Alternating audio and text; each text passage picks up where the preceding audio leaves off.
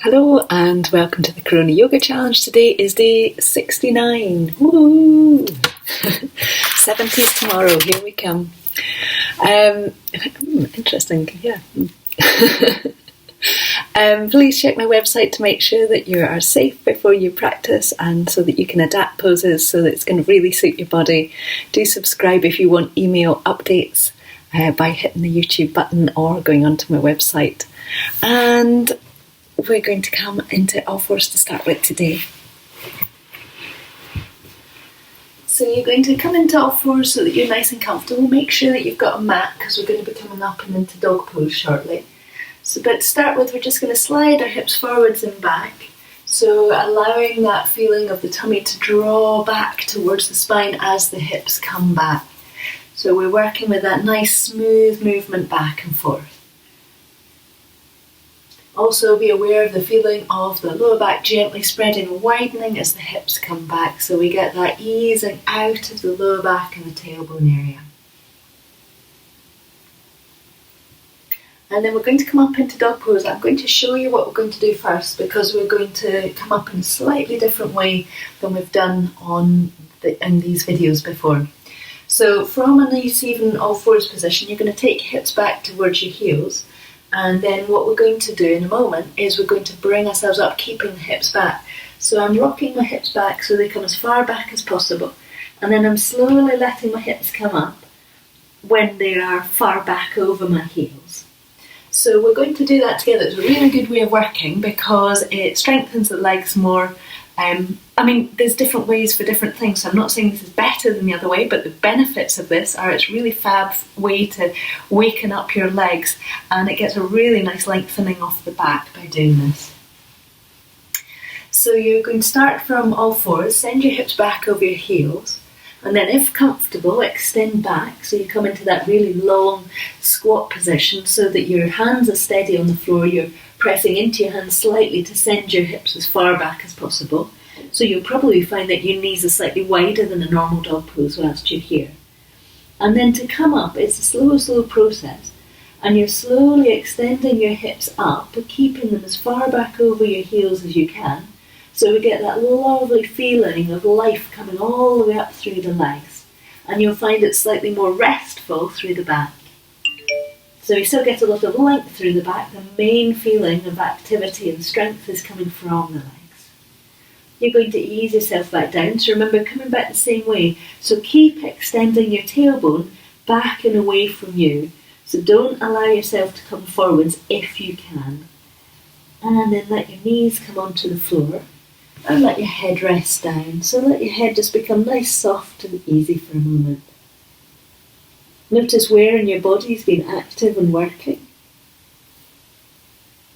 And then choosing whether you're going to lie here a bit longer or whether you're going to come up to do another dog pose.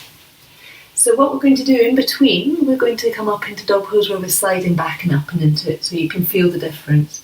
So this time slide your hips back and then just come up in that really simple floating up way. Bring yourself back down. So now you're going to feel the difference between when we consciously keep drawing the hips back. So hands are steady on the floor, knees are extending back. We get really steady and strong through the hands. And then from here, slowly bring yourself up.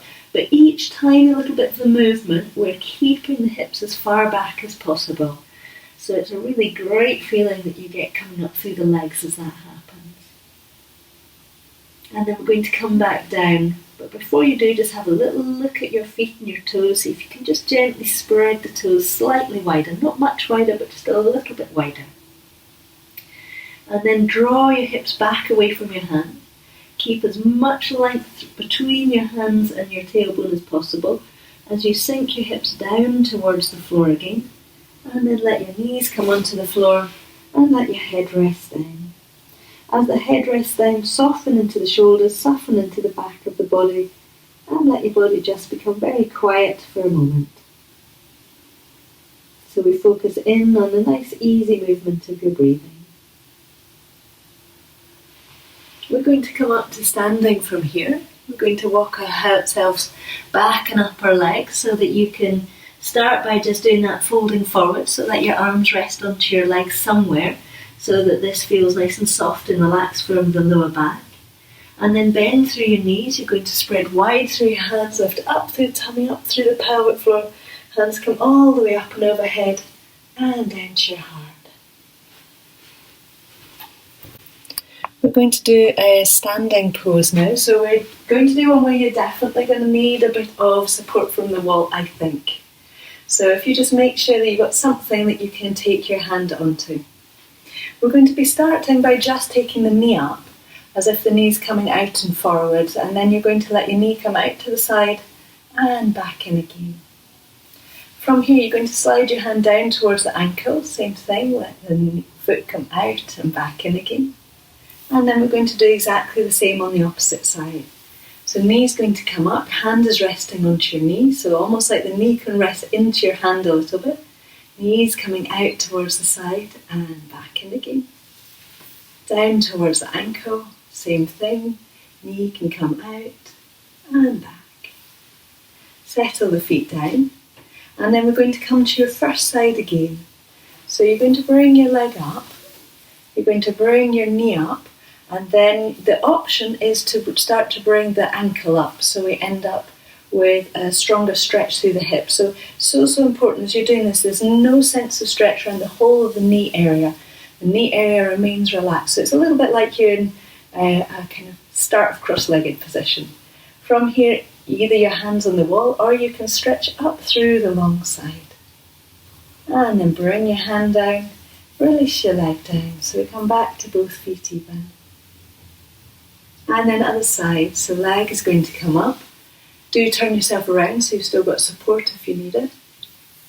You're going to allow your knee to come out towards the side and the foot to extend or to start to lift up a little bit so you get that lovely opening through the hip.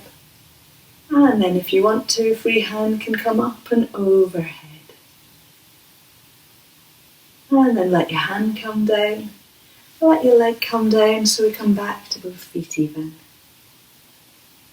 Take an easy breath and relax. What we're going to do now is we're going to have the option of taking the opposite hand onto the leg. So opposite hand now, again just make sure that there's no sense of stretch through the whole of the knee joint.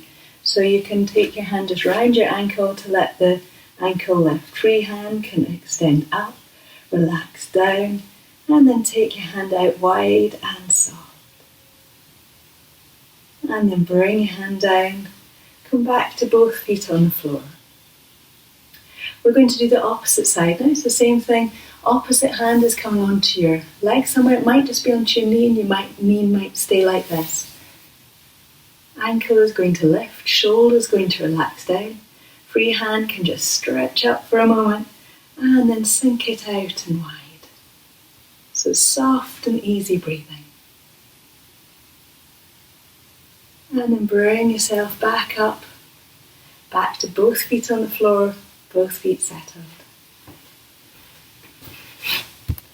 You're going to bring yourself to sitting now. So sitting with your legs out in front, and we're going to just cross the legs. So we just did a little bit of work where we're working into the hips and the thighs to open up. So you're going to bring your legs in towards you, and if it's comfortable, you're just going to stack one foot or one ankle on top of the other so that the hips, so the heels are in towards your groin. Now again, just as we did before, really important, there's no stretch around here. It's absolutely grand if there's a stretch in the hips. So you're just going to legs can come further out if that's better for you. You're going to let your hands rest onto your legs. One hand's going to come round and onto the floor, and you're going to ease yourself up and round. So nice smooth movement, shoulders are soft. We're getting a feeling of weight down to the pelvis, which is giving us that feeling of light into the sides of the waist. And then bring yourself round to the centre. And we're going to swap our legs over so the other foot is going to end up on top. So just settle the legs so they feel really nice and comfortable. And then round to the opposite side. So length through the sides of the waist, shoulders softening. And then bring yourself back to the centre. You're either going to stay sitting here or you can move position, whichever suits you best. We're going to do a little bit of breathing now. So what we're going to do is going to take little breaths in and then an easy long breath out. So go faster or slower than me as you need to, but I'll do a kind of steady and even pace. In, and out. And again, in, and out. And again.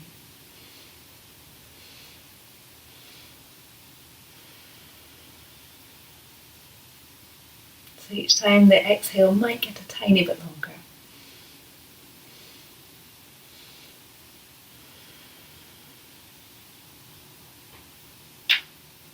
And then let your body rest.